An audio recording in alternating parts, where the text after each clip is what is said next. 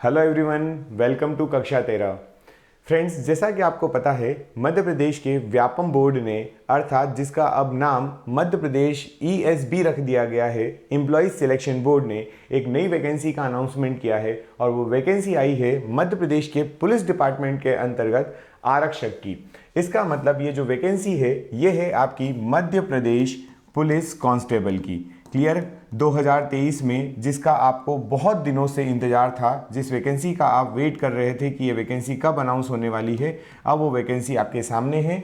Madhya Pradesh police constable की इस vacancy की सबसे बड़ी बात है कि आपको यहाँ पर देखने को मिल रहे हैं मोर देन 7000 पद, मतलब 7000 से ज़्यादा पोस्ट के साथ में ये नोटिफिकेशन आपका रिलीज़ कर दिया गया है व्यापम के द्वारा, जिसको आप MPESB बोल सकते हैं। ठीक है, तो हम इसमें क्या क्या देखने वाले हैं, ये नोटिफिकेशन आप देखेंगे तो लगभग 55 पेज का आपको नोटिफिकेशन मिलेगा। नोटिफिकेशन बहुत बड़ा है, फिर भी मैं आपको इसमें से वो की पॉइंट्स बताने वाला हूं जो आपके लिए बहुत ज़्यादा हेल्पफुल होंगे और आपके लिए इंपॉर्टेंट भी हैं। ठीक है, तो चलिए आइए स्टार्ट करते हैं। सबसे पहले बेसिक से स्टार्ट करते हैं कि ये जो फॉर्म आया है या जो वैकेंसी जो आई है, इसकी फॉर्म फिलिंग कब से स्टार्ट होगी। तो इसकी जो फॉर्म फिलिंग की डेट यहाँ पर आपको दिखाई गई है, ये है आपकी 26 जून। 26 जून से इसकी फॉर्म फिलिंग स्टार्ट होने वाली है और ये कब तक चलेगी, तो ये चलेगी 10 जुलाई तक। वहीं पर नीचे आप देखेंगे तो आपको मिलेगा कि 26 जुलाई से ही इसमें जो आपने फॉर्म फिल किया है, बाय चांस अगर उसमें कोई मिस्टेक हो जाती है, आपसे कोई एरर हो जाती है, कोई गलती से आपसे अज्ञानता से कोई गलती हो जाती है, तो उस केस में आप क्या कर सकते हैं, तो आपका जो फॉर्म है उसको आप करेक्ट कर सकते हैं, उसमें आप रेक्टिफिकेशन कर सकते हैं और वो जो डेट मिली है आपको वो 26 जून से लगाकर 15 जुलाई तक की रहेगी। मतलब इस ड्यूरेशन में अगर आपने फॉर्म फिल किया है और आपसे कोई गलती हो जाती है, तो इस ड्यूरेशन में आप क्या कर सकते हैं, अपने फॉर्म में वो एरर को ठीक कर सकते हैं। वहीं पर बात करें हम, सबसे इंपॉर्टेंट चीज़ होती है कि भाई साहब एग्ज़ाम की वैकेंसी तो अनाउंस हो गई है ये, अब ये बताइए एग्ज़ाम कब है। तो जो इसका एग्ज़ाम है उसकी डेट लिखी है 12/8/2023। इसका मतलब ये अगस्त में पेपर होने वाला है। अब अगस्त में पेपर है तो आज आप देख लीजिए, आपके पास आज 23 24 हो चुका है और आपके पास 6-7 दिन इस मंथ में बचे हैं। पूरा आपके पास जुलाई बचा हुआ है, देन आपके 10-12 दिन ये बचे हैं। लगभग मोटे मोटे तौर पर बात की जाए तो 50 दिनों का गेम है। देखिए वैकेंसी अच्छी है, काफ़ी स्टूडेंट्स जो हैं वो मेहनत करते हैं, कोशिश कर रहे हैं कि उसका उन लोगों का ये जो है ये पेपर क्वालिफाई हो। तो हम यहाँ पर कक्षा 13 जो है आपके लिए पूरी पुरजोर कोशिश करने वाले हैं, पुरजोर मेहनत करने वाले हैं। हम जितना अपनी तरफ से प्रोवाइड कर सकते हैं आपको बिल्कुल प्रोवाइड करेंगे। आप बने रहिएगा हमारे साथ इस चैनल पर। आपको डे बाय डे डेली हम कुछ ना कुछ कंटेंट प्रोवाइड करते रहेंगे। एक सिस्टमेटिक वे में होगा जिससे आपका उस सब्जेक्ट का और आपका एग्जाम में जो है अच्छा स्कोर आप कर सकें। ठीक है, तो हम बात कर रहे थे हमारे नोटिफिकेशन की, जिसमें हमें कुछ पॉइंट्स की देखना है जो इंपॉर्टेंट है। अब बात करते हैं फीस की कि आपकी जो फॉर्म फिलिंग की फीस है वो कितनी है। तो UR कैटेगरी, अनरिजर्व्ड कैटेगरी जो है उसके लिए 500 और उसके अलावा जितनी कैटेगरी है जो यहाँ पर सारी लिखी हुई है, इनके लिए 250 रुपीज़ का आपका क्या है, ये फॉर्म फिलिंग होगी। उसके अलावा क्या इंपॉर्टेंट है, तो अब बात करते हैं हमारी एग्जाम पैटर्न या एग्जाम से रिगार्डिंग। एग्जाम में बात करें तो ये ऑनलाइन पद्धति पर होने वाली परीक्षा है, मतलब आपका एग्जाम ऑनलाइन मोड में होगा। कब होगा, तो ये डेट इन्होंने जो अभी अनाउंस की है वो है 12 अगस्त। 12 अगस्त से स्टार्ट होगा। देखते हैं ये कब तक जाता है, कई सारी शिफ्ट में हो सकता है क्योंकि फॉर्म फिलिंग ज़्यादा होने वाली है, वैकेंसी भी काफ़ी ज़्यादा आई है। ठीक है, चलिए अब इसके बाद नेक्स्ट हम बात करते हैं, अभी डिटेल करेंगे लेकिन अभी मैं आपको केवल की पॉइंट्स बता रहा हूं। उसके बाद जब होगा तो मैं आपको इसको पूरा एक्सप्लेन कर दूंगा कि ये आपका जो नोटिफिकेशन आया है, जो ये आपकी पुस्तिका है, ये क्या क्या बात बोल रही है और कितनी बातें आपको ज़्यादा से ज़्यादा ध्यान रखना है। वहीं पर अब हम बात करने वाले हैं कि हमारी ये जो वैकेंसी आई है, इस वैकेंसी में कितनी पोस्ट आई। जैसे कि मैंने आपको स्टार्टिंग में बताया कि ये पोस्ट जो है वो 7000 से ज़्यादा है। मतलब आपको टू बी एग्जैक्ट अगर हम बात करें तो 7090 जो है वो वैकेंसीज डिक्लेयर की गई है और इस पुस्तिका में लिखा हुआ है कि आपकी आगे भी वैकेंसी बढ़ने के चांसेस हैं। चांसेस से मतलब है ऐसा डायरेक्टली नहीं लिखा जाता, ऐसा है कि आगे भी पद वृद्धि की जा सकती है, पदों में संशोधन किया जा सकता है। ठीक है, तो अभी फिलहाल में हम यही अगर टारगेट मान के चलते हैं तो ये भी एक बहुत बड़ा डेटा होता है, 7090 वैकेंसीज। क्लियर? वो भी मध्य प्रदेश के जो आयोग द्वारा निकाला गया है, मध्य प्रदेश के बोर्ड द्वारा जो निकाली गई है। क्लियर। अब यहाँ पर क्या है, आपको क्या क्या देखना है, तो देखिए ये जो वैकेंसी आई है इसमें आपकी दो टाइप की अलग अलग वैकेंसी है। एक वैकेंसी जो है वो है आपकी आरक्षक सामान्य ड्यूटी मतलब जनरल ड्यूटी, जिसको आप जीडी भी कहते हैं, उसमें विशेष सशस्त्र बल वाला, और दूसरा विशेष सशस्त्र बल को छोड़कर। तो जो विशेष सशस्त्र बल है ये है सभी पुरुषों के लिए। ये जो वैकेंसी है यहाँ पर आप देख पा रहे हैं, ये वैकेंसी जो आई है 2646 जो लिखा है आपके सामने, ये केवल और केवल पुरुषों के लिए है। उसके बाद आपकी जो वैकेंसी है वो आप ये देखेंगे यहाँ पर सभी के लिए ओपन होगी, जिसमें 4444 वैकेंसी आपको मिलेगी। क्लियर। टोटल की बात करें तो वही आपका 7000 से ऊपर वैकेंसी, उसके बाइफर्गेशन किए हुए हैं नीचे, और वहीं पर एक वैकेंसी है हमारी रेडियो ऑपरेटर की, जिसको आप टेक्निकल डिपार्टमेंट के अंदर रखेंगे। आगे चलकर हम देखेंगे कि ये टेक्निकल और नॉन टेक्निकल किस बेसिस पर लेते हैं। चलिए, तो ये जो तकनीकी विभाग के अंतर्गत जो आपके कांस्टेबल है जो रेडियो ऑपरेटर का काम करेंगे, उनकी वैकेंसी है 321। चलिए अगले इंपॉर्टेंट पॉइंट की तरफ बढ़ते हैं। क्या जरूरी है, केवल आज का ये वीडियो का आप सार देख लीजिए, क्या जानना बहुत जरूरी है। ठीक है, जरूरी तो बहुत सारी चीजें होती है, लेकिन बहुत जरूरी क्या चीजें होती हैं वो हम यहाँ देख रहे हैं, और इसका डिटेल अगर आप मुझे कहेंगे तो मैं इसका डिटेल भी आपको और अच्छे से पूरा एक लंबा वीडियो बनाकर आपको प्रोवाइड कर दूंगा। चलिए यहाँ पर बात करते हैं। अब हमारे मन में हर बार संशय होता है कि सर वैकेंसी आ गई है, ठीक है हम पढ़ रहे हैं, लेकिन सैलरी कितनी है ना। तो जब सैलरी की बात की जाएगी तो जो आपने अभी देखा कि आपके कांस्टेबल के अंतर्गत जो जनरल ड्यूटी वाले हैं उसमें आपको एक नॉन टेक्निकल मिलेगा मतलब गैर तकनीकी वाले, और दूसरा आपको मिलने वाले हैं टेक्निकल वाले।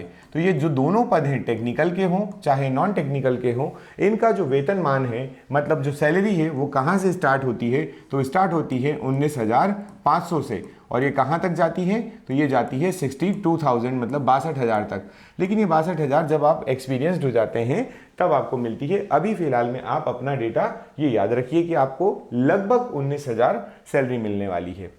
क्लियर। उसके बाद जो रेगुलेशन है गवर्नमेंट के वो अलग चीज़ है कि वो 2019 के अनुसार जो वेतनमान जो है वो 70%, 80%, 90% इस तरीके से, लेकिन अभी हम फिलहाल में याद रखें हमारी सैलरी इस रेंज में मिलेगी। उसके बाद नेक्स्ट हम बात करते हैं, आपको जो अभ्यर्थी जो हैं जो चयन हो जाएगा उनकी पद स्थापना या उनको कहाँ पर अलोकेशन होगा, वो ये प्लेसेस लिखे हैं कि इन इन जिलों में क्या क्या हो सकता है, उनका प्लेस्ड उनको कर सकते हैं। उसके बाद नेक्स्ट हम आगे बढ़ते हैं, देखते हैं कि क्या इंपॉर्टेंट है क्वालिफिकेशन। क्या इंपॉर्टेंट होती है क्वालिफिकेशन। किसी भी एग्जाम को देने जा रहे हैं तो सबसे पहले तो क्वालिफिकेशन क्या होना चाहिए। तो अगर हम आरक्षक जीडी की बात करते हैं, तो इसके लिए 10+2 प्रणाली जो ओल्ड हमारी नेशनल एजुकेशन पॉलिसी है, हमारी राष्ट्रीय शिक्षा नीति है, जिसमें हम 10+2 वाली प्रणाली स्कीम को जो फॉलो करते हैं उसके अंतर्गत 10वीं कक्षा उत्तीर्ण हो अथवा हायर सेकेंडरी या उससे समकक्ष, मतलब कम से कम आप 10वीं अगर पास हैं तब आप ये जो आपका जनरल ड्यूटी वाला आरक्षक की पोस्ट है उसके लिए आप अप्लाई कर सकते हैं। अगर आप अनुसूचित जनजाति से बिलोंग करते हैं तो आपकी क्वालिफिकेशन में केवल आपको मिनिमम माना गया है 8वीं कक्षा आपकी। वहीं पर अगर हमने टेक्निकल डिपार्टमेंट के अगर अंदर बात करी तो टेक्निकल डिपार्टमेंट जो है उसमें वैकेंसी जो है वो रेडियो ऑपरेटर की है। रेडियो ऑपरेटर बनने के लिए या टेक्निकल के लिए फॉर्म भरने के लिए आपके पास मिनिमम में आपके पास होना चाहिए 10+12 जो है उससे 12th उत्तीर्ण होना चाहिए, पहली चीज़। उसके अतिरिक्त इसके अतिरिक्त सरकार द्वारा, इसके अतिरिक्त मतलब 12th तो आप पास है ही हैं, साथ में आपको और क्या होना चाहिए, तो आपको होना चाहिए पॉलिटेक्निक संस्थान, कॉलेज, विश्वविद्यालय, ITI से electrical, electronics, hardware, computer hardware, telecommunication, instrument, mechanical, सूचना प्रौद्योगिकी, IT, इन सारे फील्ड में से कोई में एक में आपके पास क्या होना चाहिए, 2 वर्ष का पाठ्यक्रम पास किया हुआ होना चाहिए। ये आपकी क्वालिफिकेशन है। इसके बाद हम आगे बढ़ते हैं। क्वालिफिकेशन के बाद हम देखते हैं क्या इंपॉर्टेंट है ना। चलिए, बात आती है उम्र की, एज लिमिट कितनी हो। तो यहाँ पर एज लिमिट में एक आपको फायदा मिलने वाला है कि क्योंकि पिछले विगत वर्षों में हमारे जो कोविड की वजह से कई सारे एग्जाम नहीं हो पाए, इस वजह से गवर्नमेंट और आयोग ने डिसाइड किया है कि वो आपको एज में रिलैक्सेशन देने वाले हैं, आयु में छूट देने वाले हैं। और वो छूट कितने सालों की होगी, तो वो होगी 3 सालों की। स्पेशली ये 3 साल का आपको क्या दिया गया है, आपको यहाँ पर छूट दी गई है, ताकि आप ये जो कोविड वाला पीरियड सरकार जो एग्जाम कंडक्ट नहीं कर पा पाई, आयोग जो एग्जाम कंडक्ट नहीं करा पाए, उसको थोड़ा सा कंपनसेट किया जा सके। ठीक है ये बात। चलिए आगे देखते हैं। इसके आगे नेक्स्ट क्या है जो हमारे लिए जानना जरूरी है या जानना बहुत ही जरूरी है। ठीक है, अभी मैं इसके ऊपर एक डिटेल में वीडियो बनाऊंगा जिसमें मैं आपको ये बताने वाला हूं कि आपका जो है फॉर्म फिलिंग कैसे होगी। 26 से इसकी फॉर्म फिलिंग स्टार्ट होने वाली है, तब मैं आपको बताऊंगा कि इसका फॉर्म आप किस तरीके से फिल कर सकते हैं। चलिए वहीं पर हम बात कर रहे हैं अब परीक्षा योजना की। क्या होना चाहिए एग्जाम का स्कीम, या आपका जो एग्जाम होता है, होने वाला है, उसकी स्कीम क्या है, किस तरीके से ये क्वेश्चन आपसे पूछेंगे, कितने क्वेश्चन आपसे पूछेंगे, वो पैटर्न क्या होगा, क्या नेगेटिव मार्किंग है, क्या नेगेटिव मार्किंग नहीं है, इन सारे क्वेश्चन का आंसर आपको यहाँ पर मिलने वाला है। पहली बात तो यहाँ पर लिखा है कि आपकी प्रथम चरण की तकनीकी परीक्षा और द्वितीय चरण की परीक्षा योजना। तो जो परीक्षा है उसमें तकनीकी परीक्षा का जो पहला पेपर है वो 100 नंबर का होगा, 100 नंबर का भी होगा और 100 क्वेश्चंस भी होंगे उसमें, मैं अभी मार्क्स लिख देता हूँ। और दूसरा पेपर जो होगा वो होगा शारीरिक दक्षता से रिलेटेड, शारीरिक दक्षता से रिलेटेड। क्लियर। तो ये 2 चरण होते हैं। पहले वाले में पेपर से मतलब है मेरा कि एक बार एक चरण जो होगा वो आपका एमसीक्यू बेस्ड होगा। जब आप उसमें क्वालिफाई कर जाते हैं तब आपके पास ये फिजिकल या जो आपका शारीरिक दक्षता वाला पॉइंट है उसके लिए आपके पास कॉल आता है और आपको ये करना पड़ता है। शारीरिक दक्षता में क्या शामिल होता है हम आगे चल के देखने वाले हैं। चलिए इसके बाद हम देखते हैं सही उत्तर के लिए 1 अंक दिया जाएगा। जिन प्रश्नों के उत्तर नहीं दिए हैं या गलत हैं उनके लिए कोई भी ऋणात्मक मूल्यांकन यहाँ पर नहीं है। सारी बातें हो जाने के बाद अगर हम देखें तो सबसे ज़्यादा इंपॉर्टेंट इन सब बातों में अगर आप मुझसे पूछें क्या है, तो मैं यही कहूँगा आप लोगों को कि यार आप तैयारी तो कर रहे हैं, तो तैयारी किसकी करेंगे, है ना। तो आपको तैयारी करना है इनकी। और हम आपको एक बात बता देते हैं, जैसे अभी आपने देखा रिसेंटली कि अभी पटवारी का पेपर हुआ है ना, यही आपके ईएसबी ने लिया है। आपका अभी कुछ समय पहले आबकारी का पेपर हुआ था, इसी ने लिया है। जेल प्रहरी वन रक्षक का पेपर हुआ, इसी ने लिया। और एक सबसे बड़ी समस्या मिली है स्टूडेंट्स को, और वो सबसे बड़ी समस्या क्या है, तो वो सबसे बड़ी समस्या है कि उनसे साइंस वाला और जीके वाला पोर्शन नहीं बना, बड़ी परेशानी आई। तो हम अपनी साइड से कक्षा 13 आपके लिए प्रयास करेगा कि आपकी स्टडी और आपकी जो प्रिपरेशन है उसमें मदद हो सके। साइंस को हम इजी बनाने की कोशिश करेंगे जिससे आपको वो बहुत जल्दी समझ में आ सके। बाकी सब्जेक्ट तो इजी होते ही हैं, साइंस भी इजी होता है, बट इस बार के जो क्वेश्चन पैटर्न जो है, क्वेश्चन पेपर जो आया है वो थोड़ा सा अलग हट के आया है। तो हम उस हटे हुए पैटर्न पे थोड़ा सा काम करेंगे ताकि हमारे ज़्यादा से ज़्यादा क्वेश्चन सही हो पाए। ठीक है, तो आपके लिए जो पैटर्न है इसमें क्या क्या बोला गया है, तो आपको 40 मार्क्स में 40 क्वेश्चंस जो होने वाले हैं, 40 अंक जो होने वाले हैं वो किसके होंगे, तो सामान्य ज्ञान मतलब जनरल नॉलेज और तार्किक ज्ञान लॉजिकल नॉलेज। 30 नंबर जो होंगे वो होंगे आपके बौद्धिक क्षमता और मानसिक अभिरुचि के। 30 क्वेश्चन अगले जो होंगे वो होंगे आपके साइंस और सरल अंक गणित के। क्लियर। तो ये आपसे पूछे जाने वाला है और टोटल अगर आप देखेंगे तो आपका यहाँ पर सम होने वाला है 100 क्वेश्चंस का। तो आपके पेपर में अभी हमने देखा था कि कितने क्वेश्चन आएंगे, 100 क्वेश्चन आएंगे, अधिकतम अंक 100 होने वाले हैं।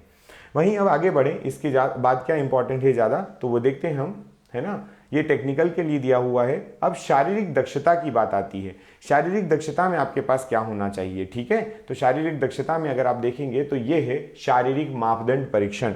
मतलब एक व्यक्ति की हाइट कितनी है, एक व्यक्ति का सीना कितना फूलता है, और सीना वो अभी नॉर्मल कंडीशन में कितना है और फूलने के बाद कितना होता है। तो ये कुछ आपकी क्राइटेरियाज हैं, जब आप ये फुलफिल करते हैं तभी आपको फाइनल एग्जाम या फाइनल सिलेक्शन आपका होता है। जैसे हम बात करें यहाँ पर, ये लिखा है सशस्त्र बल के लिए। किसके लिए है केवल ये, सशस्त्र बल के लिए। सशस्त्र बल में अगर हम बात करें ओबीसी और आपका यूआर, ओबीसी और आपका यूआर जो है, इनमें जो मेल हैं, पुरुष जो हैं, इनकी हाइट होना चाहिए मिनिमम 168 सेंटीमीटर। ठीक है, इनका सीना 79 सेंटीमीटर फुला होना चाहिए। जब वो आप सीना नॉर्मल कंडीशन में कितना होना चाहिए, 79, और जब वो फुलाते हैं तब होना चाहिए 84, मतलब 5 सेंटीमीटर फुलना चाहिए। सभी के लिए ये वाला टर्म तो 5 सेंटीमीटर का गैप ही होगा। ठीक है, बात आती है बस आपकी हाइट में डिफरेंस। तो 168 सेंटीमीटर इनके लिए होता है। अनुसूचित जाति, अनुसूचित जनजाति और मराठास के लिए 165 सेंटीमीटर है। और गोरखा, गढ़वाली और कुमाऊं जो है हमारे नॉर्थ रीजन के हैं, उत्तरी क्षेत्र और पूर्व उत्तर के हैं, उत्तर पूर्व के हैं, उन पुरुषों के लिए जो है 150 सेंटीमीटर की हाइट हो सकती है तो भी चलेगी, कंसीडर किया जाएगा। करेक्ट।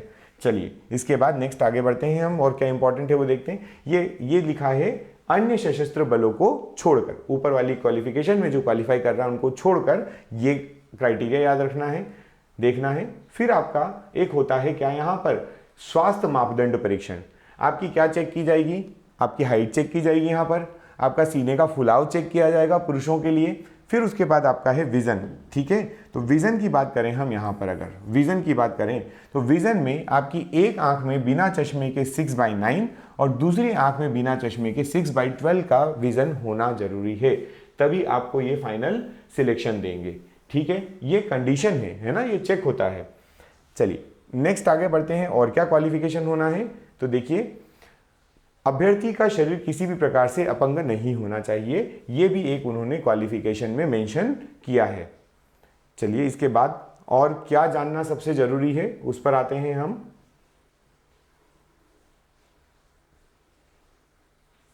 ठीक है, ये सारी लिस्ट लिखी हुई है कि किस तरीके से चयन होगा वगैरह वगैरह, है ना।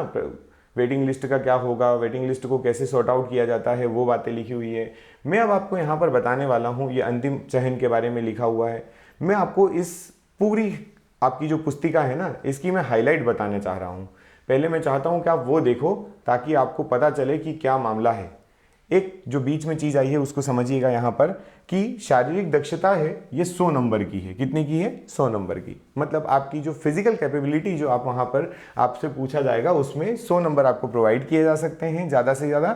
पुरुषों के लिए जो गोला फेंक होता है वो 7.26 किलोग्राम का गोला होता है, उसको फेंकना होता है। और महिलाओं के लिए यही गोला 4 किलोग्राम का होता है, इसे फेंकना होता है। वहीं अगर हम बात करें दौड़ की, तो वो 800 मीटर की दौड़ होती है, जिसके लिए आपको केवल और केवल एक अवसर प्रोवाइड किया जाता है। एक अवसर का मतलब ये है, आपने यहाँ से दौड़ना शुरू किया और आप 790 मीटर पर आकर अगर रुक गए तो आपका ये अटेम्प्ट कंप्लीट मान लिया जाएगा। इसके बाद आपको कोई दूसरा चांस नहीं मिलेगा। लेकिन जब आपने गोला फेंक किया, क्या किया? गोला फेंक। गोला फेंक में आपको बोला था कि ये गोला यहाँ से लगाकर कहाँ तक है? यहाँ तक फेंकना है ना। बट आप इसको यहीं तक फेंक पाए, यहाँ नहीं फेंक पाए। तो आपको ऐसे करने के लिए टोटल 3 चांसेस दिए जाते हैं। कितने? 3। ठीक है, तो लॉन्ग जंप जिसको आप लंबी कूद कहते हैं, और गोला फेंक, इसमें आपको टोटल 3 क्या मिलते हैं? अवसर मिलते हैं। ठीक है, चलिए इसके बाद आगे बढ़ते हैं, थोड़ा और देखते हैं क्या जरूरी है। ये चीज़ समझ में आ गई हो तो अब सबसे इंपॉर्टेंट, जो सबसे बड़ी हाईलाइट है इस पूरे नोटिफिकेशन की, इस पूरी पुस्तिका की, वो है जो शारीरिक मापदंड हैं, जो व्यक्ति का, जो आपका जिस कैपेबिलिटी के साथ व्यक्ति परफॉर्म करेगा उस हिसाब से उसको मार्क्स मिलने वाले हैं। कैपेबिलिटी के साथ परफॉर्म करने का मतलब क्या है देखते हैं। अगर कोई व्यक्ति, मैं एक रैंडम मार्क्स ले रहा हूं, देखिए ये वाला कंडीशन देखते हैं। अगर कोई व्यक्ति 186.9 सेकंड से 188.8 सेकंड तक के अंदर अगर 800 मीटर की दौड़ पूरी कर लेता है, अगर 3.5 से कम और 4.1 तक, मतलब इतनी दूर, 3.4 तक अगर वो क्या करता है, आपका लंबी कूद कर लेता है, तो उसको कितने मार्क्स मिलेंगे? 6 मार्क्स मिलेंगे। ठीक है, और इसी के साथ में वो 4.58 और 4.68 मीटर का गोला फेंक भी उसको होना चाहिए, तब आपको 6 मार्क्स मिलेंगे।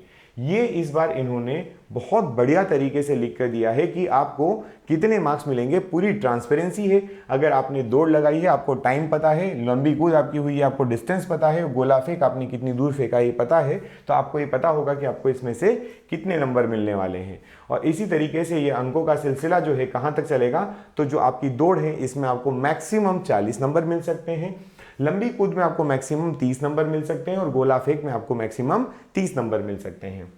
तो ये इसके बाद इतनी चीज़ें हो गई, ये पूरी बातें लिखी हैं पुरुषों के लिए। उसके जस्ट बाद आएगा महिलाओं के लिए भी, राइट। महिलाओं के लिए देखिए, महिलाओं के लिए भी सेम कंडीशन है। आपका 800 मीटर की जो दौड़ है उसमें आपके अधिकतम 40 अंक हो सकते हैं, और बाकी आपका गोला फेंक और आपकी जो लॉन्ग जंप है उसमें अधिकतम 30 नंबर हो सकते हैं।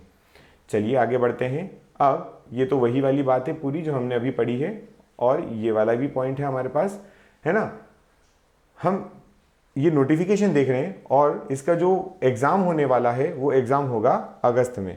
अब बात आ रही है कि अगस्त में एग्ज़ाम है, हमें पढ़ाई कब से स्टार्ट करना है? तो जितनी जल्दी हो सके आप पढ़ाई स्टार्ट करिए, ठीक है। और पूरा डेडिकेशन अपना लगाइए कि इसके अंतर्गत आपकी जो कांस्टेबल की वैकेंसी आई है जिसमें आपको एक पोस्ट चाहिए ही चाहिए, ठीक है। उसके बाद ये सारी चीज़ें लिखी हैं, क्या त्रुटि होगा तो कैसे होगा वगैरह, कैसे नॉर्मलाइजेशन होता है, ये सारी बातें यहाँ पर लिखी हुई है। अगर आप कहेंगे तो मैं नॉर्मलाइजेशन के ऊपर एक वीडियो बना दूंगा, मैं बता दूंगा आपको कि व्यापम में जो नॉर्मलाइजेशन होता है वो कैसा होता है ना, ठीक है। चलिए, तो ये था हमारा वो नोटिफिकेशन जिसमें आपको मेन चीज़ें मैंने बता दी है। ये बातें आपको याद रखना है, इन बातों को ध्यान रखकर अपना फॉर्म फिलिंग करना है, अपनी प्रिपरेशन करना है और अपनी स्टडी को आगे बढ़ाना है। देखिए, अब ये जो वैकेंसी आई है इसमें आपके पास मोटे मोटे मैक्सिमम 50 दिन है। तो अब 50 दिनों के अंतर्गत आप जो तैयारी करने वाले हैं वो तो अपनी जगह है, पर हम चाहते हैं कि हम अपनी साइड से आपकी इस जर्नी में थोड़ी मदद कर दें। इसलिए आप हमारे चैनल के साथ जुड़े रहिए। हम आपको इस एग्ज़ाम के रिगार्डिंग कुछ अच्छी चीज़ें आप लोगों के लिए प्लान कर रहे हैं। बहुत जल्दी उसका अनाउंसमेंट करने वाले हैं कि आपके लिए क्या फैसिलिटी दी जाएगी। Thank you so much.